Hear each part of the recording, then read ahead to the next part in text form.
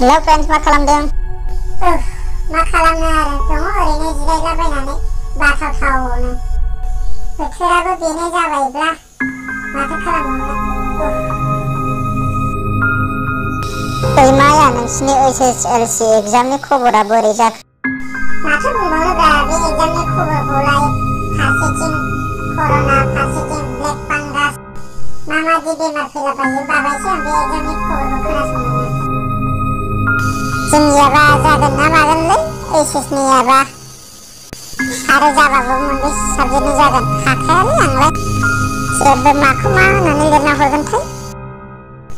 बेखौथ' जादों दाबो थि खालामा माबा एग्जाम जानो होन्दों मोनबेसे साबजेक्टनि जागोन मागोन आरो कर'ना दावखोबा जायाबो होन्दों मा जागोनथाय। आंथ' फरायालासे थासै आं मिथियालै मा खालामनोसै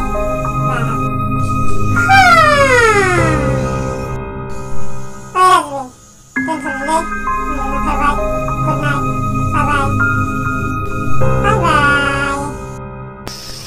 दे बिदिब्ला उन्दुदो, दोनथ'सै। गुड नाइट, बाय बाय, गुड नाइट, स्वीट ड्रिम।